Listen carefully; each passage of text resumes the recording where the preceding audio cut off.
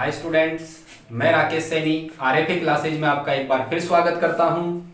पिछले वीडियोस में हमने प्रश्नवाली नंबर 7 के क्वेश्चनों को सॉल्व किया था, तो इस वीडियो में हम प्रश्नवाली नंबर 8 के प्रश्नों को सॉल्व करेंगे। तो देखिए, आप हमारे साथ बने रहे और वीडियो को अंत तक देखें। तो देखिए, हम शुरू करते हैं प्रश्नवाली नंबर 8। अब प्रश्नवाली नंबर 8 में भी जो इंपॉर्टेंट चीजें हैं उनको शुरू करते हैं हम सबसे पहले उन्नयन कोण की, या उन्नयन कोण से भी पहले सबसे पहले हम बात करते हैं दृष्टि रेखा की। कौन सी रेखा की? दृष्टि रेखा और क्षैतिज रेखा। इसमें शब्द आएंगे दृष्टि रेखा और क्षैतिज रेखा। दृष्टि रेखा क्या होती है? दृष्टि रेखा का मतलब है, दृष्टि रेखा मतलब जैसे मैं किसी वस्तु को देख रहा हूं तो मेरी आंख से और उस वस्तु को जो कनेक्ट करने वाली रेखा है, मेरी आई से और उस जो वस्तु है हमारे पास आंख से उस वस्तु को जो कनेक्ट करने वाली जो रेखा है, जोड़ने वाली जो रेखा है, उसको हम क्या कहेंगे? दृष्टि रेखा। जैसे मान लो यहां से कोई व्यक्ति देख रहा है किसी वस्तु को, ये उसकी आंख है, और यहां कोई वस्तु है, तो इस आंख से और इस वस्तु को जोड़ने वाली जो रेखा होगी ना, ये रेखा क्या कहलाएगी? दृष्टि रेखा। ध्यान रखना, कौन सी रेखा कहलाएगी? दृष्टि रेखा। ठीक है। और इस आंख के समांतर, क्षैतिज के समांतर, इस आंख से क्षैतिज के समांतर, क्षैतिज मतलब धरातल के समांतर, इस आंख से क्षैतिज के समांतर जैसे ये रेखा जाएगी, धरातल के समांतर जो रेखा जाएगी ना, ये इस आंख से क्षैतिज के समांतर जो रेखा जाएगी, ये कहलाएगी हमारे पास क्षैतिज रेखा। क्लियर है यहां तक? तो क्षैतिज रेखा और दृष्टि रेखा के बीच में बनने वाले कोण को हम क्या कहते हैं? उन्नयन कोण और अवनमन कोण। अब उन्नयन कब कहेंगे और अवनमन कोण कब कहेंगे? तो देखिए, दोनों में थोड़ा सा अंतर है। नाम से बता देता हूं मैं दोनों में डिफरेंस। पहले सब ऐसे बता देता हूं मौखिक रूप में। यदि किसी वस्तु को देखने के लिए हमें गर्दन को उठाना पड़े, ऊपर करना पड़े गर्दन को, तो वहां कौन सा एंगल बनेगा? हमेशा उन्नयन कोण बनेगा। ध्यान रखना, ऊपर उठाने से उन्नयन कोण। और जब हमें किसी वस्तु को देखने के लिए गर्दन को झुकाना पड़े, नीचे झुकना पड़े या गर्दन को झुकाना पड़े, वहां कौन सा कोण बनेगा? अवनमन कोण बनेगा। आ गया होगा मौखिक रूप में समझ में। अब देखो, जैसे हम तो क्वेश्चनों को सॉल्व करेंगे तो डायग्राम कैसे बनाएंगे उन्नयन कोण और अवनमन कोण के। तो देखिए, सबसे पहले मैं बात करता हूं उन्नयन कोण। उन्नयन कोण सबसे पहले बात करता हूं मैं उन्नयन कोण की। जैसे देखिए,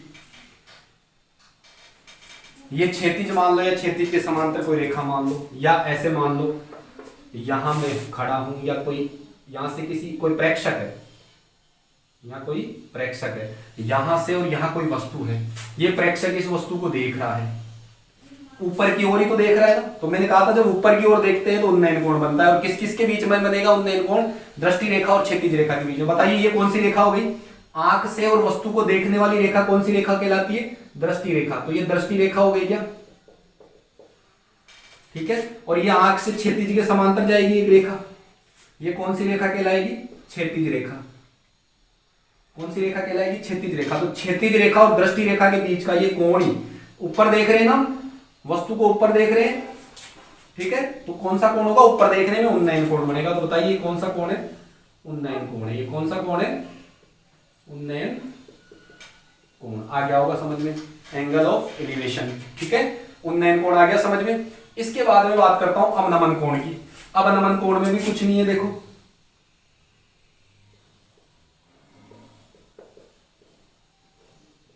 अभी बताया था, नीचे देखना पड़ेगा अवनमन कोण में।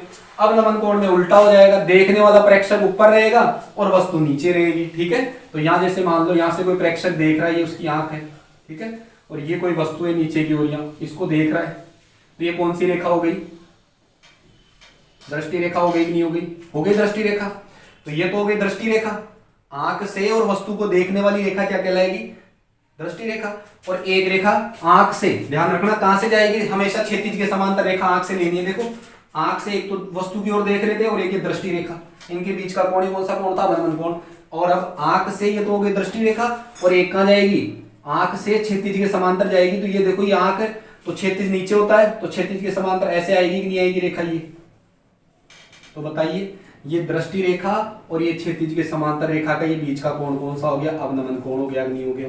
आ गया होगा समझ में। अवनमन कोण यहां बनेगा और उन्नयन कोण यहां बनेगा। ध्यान रखना, अगर मान लो यहाँ ये वस्तु है, ये आंख है और यहाँ वस्तु है, तो कौन सा कोण बन गया? अवनमन कोण। और यहाँ यदि आंख होती यहाँ यदि आंख होती, यहाँ से यदि प्रेक्षक देखता तो क्षैतिज के समांतर जाती कि नहीं जाती एक रेखा ऐसे, तो ये कौन सा कोण होता, उन्नयन कोण। और ध्यान रखना अवनमन कोण और उन्नयन कोण क्या होते हैं, दोनों एक दूसरे के एकांतर कोण होते हैं, ये दोनों बराबर होंगे। ध्यान रखना हमेशा उन्नयन कोण और अवनमन कोण क्या होते हैं, यदि प्रेक्षक को हम चेंज कर दें, प्रेक्षक को वस्तु की जगह और वस्तु को प्रेक्षक की जगह चेंज कर दें, तो दोनों अवनमन कोण और उन्नयन कोण दोनों क्या आएंगे, इक्वल आएंगे। मतलब पहले प्रेक्षक कहाँ था, नीचे, और वस्तु कहाँ थी, ऊपर, तो ये कौन सा कोण बन रहा था, सॉरी ये कौन सा कोण बन रहा था, उन्नयन कोण। और अब प्रेक्षक कहाँ हो गया, ऊपर, और वो वस्तु कहाँ हो गई, नीचे, तो ये कौन सा कोण बन रहा है, अवनमन। तो ये अवनमन कोण और उन्नयन कोण चेंज हो जाएंगे कब, सॉरी सेम हो जाएंगे कब, जब प्रेक्षक की और वस्तु की स्थिति हम आपस में क्या कर दें, बदल दें। क्लियर है, यहां तक आ गया होगा उन्नयन कोण अवनमन कोण समझ में। इसके बाद में देखिए हम क्वेश्चनों को सॉल्व करते हैं। तो प्रश्नवाली नंबर 8 विविध का 8 का फर्स्ट क्वेश्चन देखिए आप, देखिए क्वेश्चन नंबर फर्स्ट हमें क्या गिवन है, एक ऊर्ध्वाधर खंबे की परछाई, एक ऊर्ध्वाधर खंबा दे रखा है हमें, उस खंबे की कोई ना कोई परछाई होगी। तो कह रहा है इस खंबे की ऊंचाई और इसकी परछाई दोनों क्या है, बराबर है। कोई खंबा है सीधा खड़ा है ऊर्ध्वाधर, अब वो उस खंबे की ऊंचाई और उसकी जो परछाई है ना दोनों बराबर है ऐसे कह रहा है। तो सूर्य का उन्नयन कोण ज्ञात करना है हमें, उन्नयन कोण ज्ञात करना है। तो देखिए एक बार डायग्राम बनाते हैं, डायग्राम से समझ में आएगा। जैसे मान लेते हैं ये खंबा है हमारे पास, ठीक है, तो ये खंबा हो गया, तो इसकी परछाई ये हो गई, इधर मान लेते हैं ये खंबे की क्या हो गई, परछाई। अब ये कह रहा है दोनों इक्वल है, खंबे की ऊंचाई और परछाई क्या है, इक्वल। ये खंबे की ऊंचाई हो गई, ये परछाई हो गई, दोनों क्या है, इक्वल। तो इसका उन्नयन कोण यह बनेगा कि नहीं बनेगा, ये नीचे से ऊपर देखेंगे ना खंबे को, तो उन्नयन कोण ये होगा। तो उन्नयन कोण को मैं क्या मान लेता हूँ, थीटा। ये उन्नयन कोण ही ज्ञात करना है हमें, ये उन्नयन कोण ही क्या करना है, ज्ञात करना है। और ये छाया की ऊंचाई, ये छाया की लंबाई और खंबे की ऊंचाई को मैं x मान लो या h मान लो, ठीक है ना, x मान लेते हैं। इस त्रिभुज को कोई नाम दे दो a, b और c। देखिए ध्यान रखना प्रश्नवाली नंबर 8 में यदि आपने डायग्राम सही बना दिया तो आधा क्वेश्चन तो वही सॉल्व हो जाएगा। तो सबसे पहले हमें डायग्राम पे फोकस करना है। तो देखिए हम मान लेते हैं हमें क्या ज्ञात करना है, सूर्य का उन्नयन कोण। तो माना सूर्य का उन्नयन कोण बराबर क्या मान लेते हैं, थीटा। सूर्य का उन्नयन कोण क्या मान लिया हमने, थीटा मान लिया, ठीक है। अब बात करते हैं ये ऊंचाई, खंबे की ऊंचाई और परछाई की। तो मान लेते हैं इसको भी, तथा माना खंबे की ऊंचाई तथा परछाई दोनों बराबर है ना, खंबे की ऊंचाई तथा परछाई बराबर में मैंने क्या मान ली, x मीटर, ठीक है। मीटर में इकाइयां, अच्छा मीटर में नहीं है तो मान लेते हैं कुछ भी मान लो, इकाई मान लो। अगर मीटर नहीं दिया हुआ है तो क्या मान लेते हैं, इकाई, जो भी इकाई है, यूनिट है ना, जो भी इसकी यूनिट है, मीटर मीटर कुछ नहीं दे रखा तो इकाई मान लेते हैं। मान लेते हैं कितनी है, x इकाई है। अब ध्यान रखना हमें ये कोण ज्ञात करना है ना, तो ध्यान रखना, देखो कौन कौन सी भुजा दे रखा है हमें, ये थीटा के सामने लंब हो गया और ये आधार हो गया, कर्ण हो गया। तो लंब और आधार दे रखा है, तो लंब और आधार किस में आता है, tan में आता है कि नहीं आता। तो मैं tan वाला त्रिकोणमितीय अनुपात लगाऊंगा, tan और कोण कितना है, थीटा। वही त्रिकोणमिति का यूज करूंगा मैं कौन से सूत्र में, कौन से त्रिभुज में, सॉरी एबीसी में, त्रिभुज यहाँ लिख देना, त्रिभुज एबीसी में, ठीक है। त्रिभुज एबीसी में किसका यूज कर रहा हूँ, त्रिकोणमिति का। तो देखिए कौन कौन सी भुजा दे रखा है मेरे को, या मेरे पास कौन कौन सी भुजा के लिए कह रहा है वो, ऊंचाई और ये परछाई है ना। ये तो खंबे की ऊंचाई और ये परछाई, तो खंबे की ऊंचाई और परछाई क्या है, इस त्रिभुज के लिए लंब और आधार हो गया कि नहीं हो गया। तो लंब और आधार हो गया, तो लंब और आधार किस में आता है, tan में। तो tan थीटा बराबर में क्या आएगा, ए बी, लंब तो हो गया ए बी, थीटा के लिए देखो लंबी ए बी और आधार क्या हो गया, बीसी हो गया, क्या वही त्रिकोणमिति का यूज कर रहे हैं। तो tan थीटा बराबर में ए बी कितना है, x, देखो ए बी कितना माना है हमने, x, और बीसी भी कितना है, x। तो x से x कट गया, बोलो tan थीटा बराबर में कितना आ गया, tan थीटा बराबर में 1 आ गया क्या। अब 6.1 का हमने क्वेश्चन किया था, यहाँ tan थीटा आ रहा है। तो बताइए tan थीटा में 1 किसका मान होता है, इधर भी tan में रखना है 1, tan थीटा में 1 किसका मान होता है, tan 45 का। तो मैं यहाँ से क्या लिखूंगा, tan थीटा बराबर में क्या लिखूंगा, tan 45 डिग्री। क्लियर है यहाँ तक, tan थीटा बराबर में क्या लिखूंगा, tan 45 डिग्री। दोनों तरफ देखो त्रिकोणमितीय अनुपात सेम है, दोनों पक्षों का त्रिकोणमितीय अनुपात सेम है, तो इनका कोण भी क्या होगा, बराबर होगा, ध्यान रखना। तो यहाँ से क्या लिखेंगे, तुलना करने पर, तुलना करने पर, तो बताइए थीटा बराबर बोलिए कितना आ जाएगा, 45 डिग्री आएगा कि नहीं आएगा। तो बताइए कौन सा ऑप्शन सही हो गया इसमें से? Option number A. तो उत्तर क्या हो गया? ऑप्शन नंबर ए हो गया हमारे पास। ठीक है, आ गया होगा ये क्वेश्चन समझ में। इसके बाद में देखिए हम चलते हैं क्वेश्चन नंबर 2 पे। क्लियर है क्वेश्चन नंबर 1? उसके बाद में आ जाइए क्वेश्चन नंबर 2 पर। एक मीनार के पाद बिंदु से 100 मीटर की दूरी से उसके शिखर का उन्नयन कोण 60 डिग्री है। कोई मीनार है, उसके मीनार के पाद बिंदु से, मतलब पाद बिंदु का मतलब हो गया उसका आधार वाला बिंदु। एक आधार होता है, एक शिखर होता है, तो आधार वाले बिंदु को हम क्या कहते हैं? पाद बिंदु। तो उसके पाद बिंदु से मतलब उसके आधार से 100 मीटर की दूरी पर कोई बिंदु लिया गया है, और उस बिंदु से देखने पर, किसको देखने पर? उस मीनार के शिखर को देखने पर उन्नयन कोण कितना बन रहा है? 60 बन रहा है। तो मीनार की ऊंचाई ज्ञात करो। तो सबसे पहले डायग्राम बना लें। ये लो भी, ये मान लेते हैं मीनार है हमारे पास, ये इसका पाद बिंदु हो गया, आधार बिंदु। इससे 100 मीटर की दूरी पर कोई बिंदु लेना है, तो बताइए कितनी दूरी है? कच्चा डायग्राम बनाना है, सबसे पहले ध्यान रखना। तो ये 100 मीटर की दूरी हो गई। इस मीनार के आधार से 100 मीटर की दूरी पर कोई बिंदु लेना है, ले लिया मैंने। इसको मीनार को दे देते हैं ए बी, और ये पाद बिंदु को इधर से इसको नाम दे देते हैं सी। अब यहां से आधार से या पाद बिंदु से 100 मीटर की दूरी से यहां से देखने पर उन्नयन कोण कितना बन रहा है? ये उन्नयन कोण हमारे पास बन रहा है 60 डिग्री। देखो ये ऐसे ही कह रहा है, क्या डायग्राम हो गया कंप्लीट। और हमें ये 100 दे रखा है, तो हमें क्या ज्ञात करना है? मीनार की ऊंचाई ज्ञात करनी है। मीनार की ऊंचाई मतलब ए बी ज्ञात करनी है। तो हम मान लेंगे, माना मीनार की ऊंचाई, मानना चाहते हो तो मान लो, नहीं मानोगे तो भी हो जाएगा क्वेश्चन। माना मीनार की ऊंचाई क्या है? h मीटर है। ये मीनार की ऊंचाई को मैं क्या मान लेता हूँ? h मान लेता हूँ। अब वही आधार दिया हुआ है और लंब दिया हुआ है। आधार और लंब किस में आता है? tan में। तो tan वाला त्रिकोणमितीय अनुपात लगा दो त्रिभुज एबीसी में। तो हम कौन सा त्रिभुज ले लेंगे? त्रिभुज एबीसी में। त्रिभुज एबीसी में कौन सा त्रिकोणमितीय अनुपात लगाएंगे? tan वाला। तो देखिए tan और कोण कितना है हमारे पास? 60। तो tan 60 बराबर क्या होता है? tan 60 बराबर, tan बराबर, या मैं ऐसे कहूं tan बराबर में क्या होता है? या पहले tan थीटा लिख लो आप, ताकि थोड़ा आसान हो जाए। tan क्या होता है? लंब बटे आधार, लंब बटे में आधार। तो tan थीटा का मान कितना है? 60 बराबर में लंब कितना है? थीटा के सामने लंब है h, और आधार कितना है? 100। क्लियर है यहाँ तक? और tan 60 का मान बोलो कितना होता है? √3 होता है कि नहीं होता? बराबर में कितना आ जाएगा? h बटा 100। तो h का मान चाहिए तो 100 इधर वजन गुणा होगा, नहीं होगा? तो इंप्लाई करके h बराबर में बोलो कितना आ गया? 100 √3 मीटर आ गया, नहीं आ गया? बोलो यहाँ तक आ गया क्या समझ में? h का मान कितना आ गया? 100 √3 मीटर। अर्थात हमारा कौन सा आंसर सही हो गया? 100 √3 मीटर, ये वाला हो गया। अतः मीनार की ऊंचाई कितनी होगी? 100 √3 मीटर होगी। इसके बाद में देखिए क्वेश्चन नंबर 3। देखिए क्वेश्चन नंबर 2 के बाद में देखिए क्वेश्चन नंबर 3। क्वेश्चन नंबर 3 हमें क्या दिया हुआ है? 15 मीटर लंबी एक सीढ़ी एक ऊर्ध्वाधर दीवार के शिखर तक पहुंचती है। 15 मीटर लंबाई वाली कोई सीढ़ी है, तो दीवार के शिखर तक पहुंच रही है। यदि सीढ़ी दीवार के साथ 60 डिग्री का कोण बनाती है, वो जो सीढ़ी होती है ना, वो दीवार के साथ कितने डिग्री का कोण बना रही है? 60 डिग्री का कोण बना रही है। देखो यदि सीढ़ी दीवार के साथ 60 डिग्री का कोण बनाती है, तो दीवार की ऊंचाई ज्ञात करो। तो हमें क्या ज्ञात करनी है? दीवार की ऊंचाई ज्ञात करनी है। तो देखिए पहले तो सबसे पहले हम बात करते हैं, मान लेते हैं ये कोई दीवार है, डायग्राम बनाएंगे। सबसे पहले ये दीवार हो गई।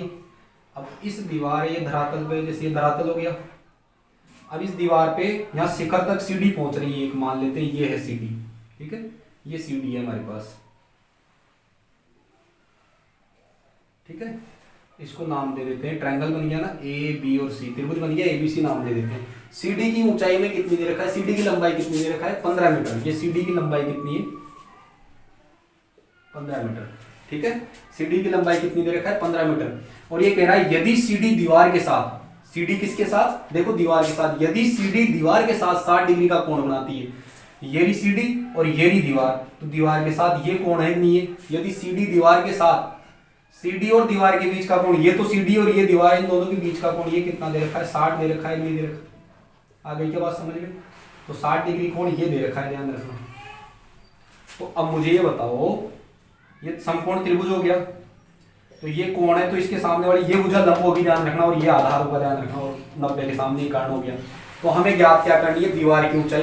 तो दीवार की ऊंचाई ये है कि नहीं है? आधार होगा कि नहीं होगा दीवार की ऊंचाई में? तो देखिए भाई कोण ये है ना, तो इस कोण के सामने ये लंब हो गया कि नहीं हो गया, और ये कर्ण हो गया, और ये आधार हो गया, ठीक है, इस कोण के लिए। तो हमें आधार ज्ञात करना है और दिया हुआ क्या है हमें, कर्ण। तो आधार और कर्ण कौन से त्रिकोणमितीय अनुपात में आता है, आधार और कर्ण। आधार और कर्ण हमारे पास कौन से त्रिकोणमितीय अनुपात में आता है, कोस में आता है, आधार और कर्ण। तो देखिए हम बात करें, माना दीवार की ऊंचाई बराबर में हम क्या मान लेते हैं, h मान लेते हैं। दीवार की ऊंचाई कितनी है, h। और ये ध्यान रखना इस कोण के लिए आधार हो गया है ना। तो हम ट्रायंगल लेते हैं, त्रिभुज कौन सा ले लेते हैं, ए बी सी। एक ही त्रिभुज है हमारे पास तो ए बी सी। त्रिभुज ए बी सी में कौन कौन सी भुजाएं में, देखो दी हुई कौन सी है, कर्ण दिया हुआ, ज्ञात क्या करना है, आधार। तो कर्ण और आधार किस में आता है, कोस थीटा में आता है। ध्यान रखना कोस थीटा में आता है और सेक में आता है। तो आप सेक वाला त्रिकोणमितीय अनुपात भी लगा सकते हो और कोस वाला भी लगा सकते हो। तो मैं बात करूं कोस थीटा बराबर में क्या होता है, आधार बटे में कर्ण। तो यहां से देखिए कोस थीटा का मान कितना है, 60 डिग्री। मेरा थीटा का मान 60 बराबर में आधार कितना है, आधार ये देखो ये कोण 60 है, तो इसके लिए आधार हो गया कि आधार कितना है, h।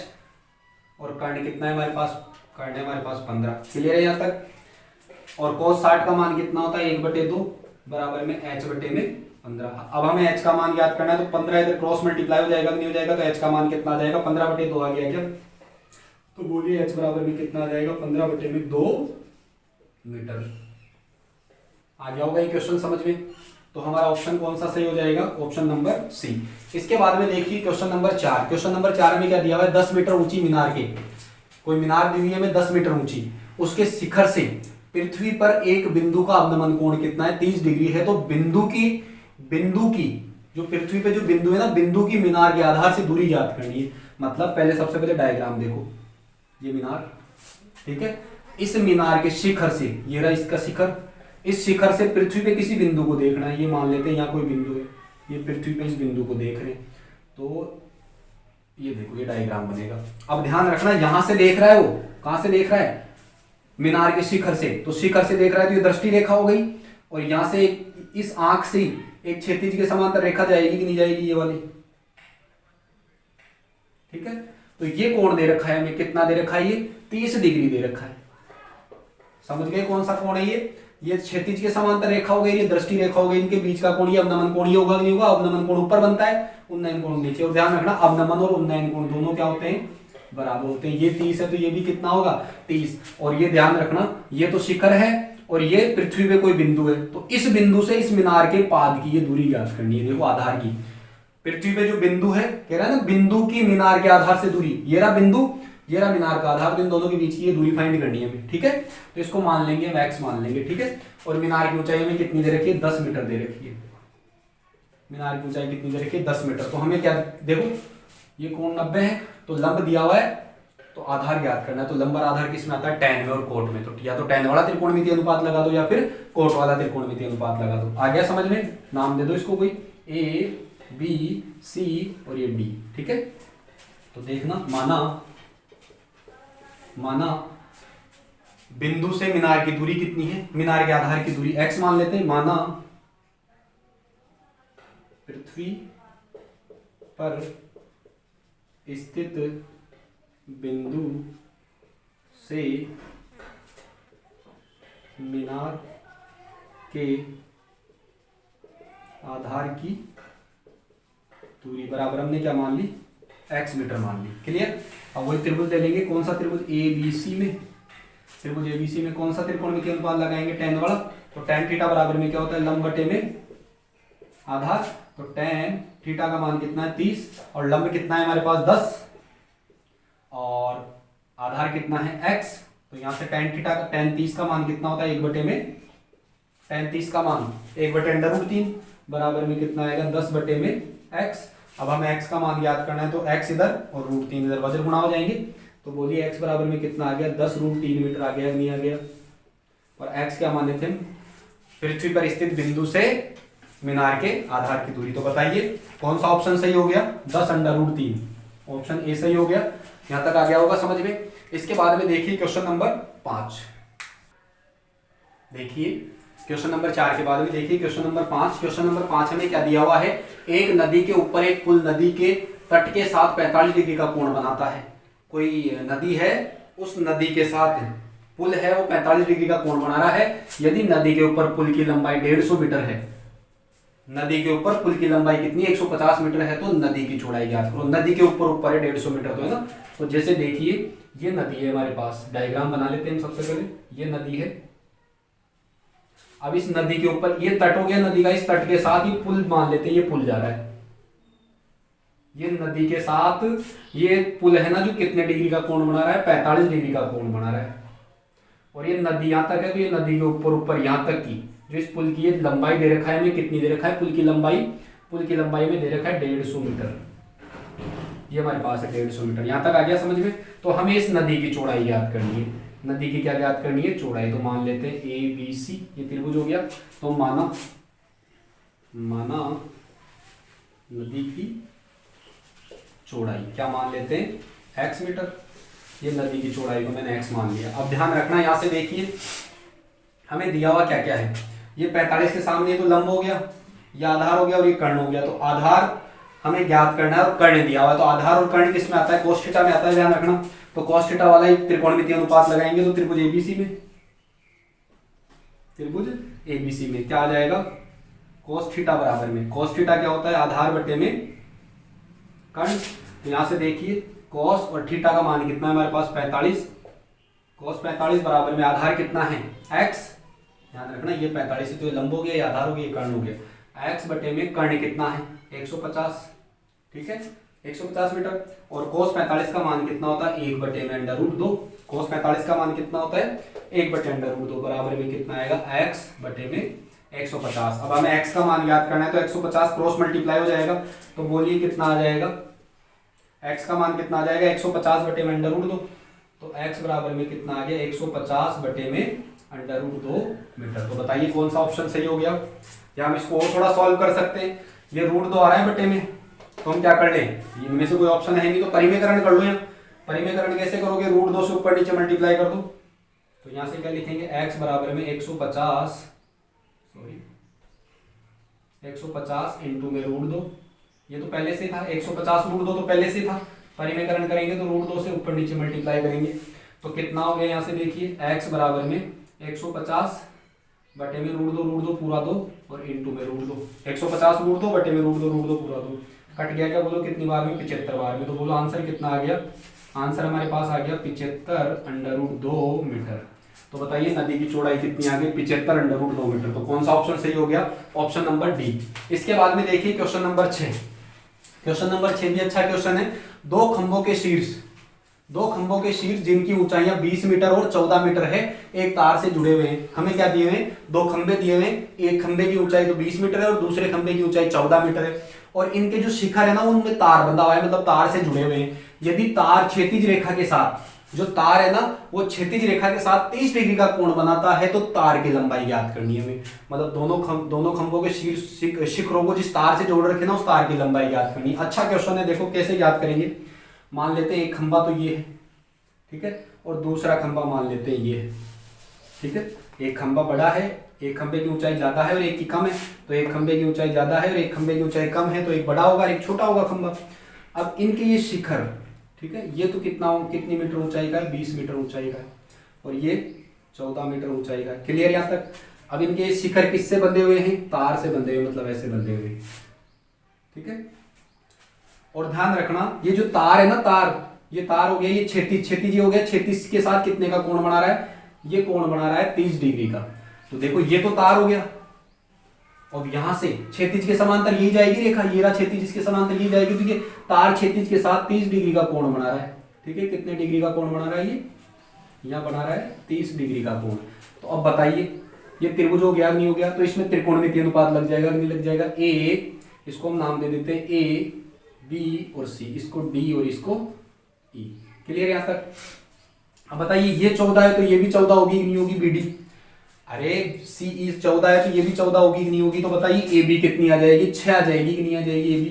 भाई ये 20 है पूरी, 20 में से 14 निकल गई तो ये 6 मीटर आएगी कि नहीं आएगी। क्लियर यहाँ तक। तो यहाँ से देखिए हल की यदि मैं बात करूं तो माना तार की लंबाई x मान ले, माना तार की लंबाई बराबर में x मीटर मान ली हमने। क्लियर यहाँ तक। अब मैं बात करता हूं ए बी की। तो ए बी कैसे निकाली हमने, ए बी कैसे निकाली, 20 में से 14 घटा दी, मतलब क्या करेंगे हम ए बी निकालने के लिए 20 माइनस 14, ये 14 है कि नहीं है बी डी, तो कितनी आ जाएगी ए बी, बोलिए ए बी हमारे पास आ गई 6 मीटर।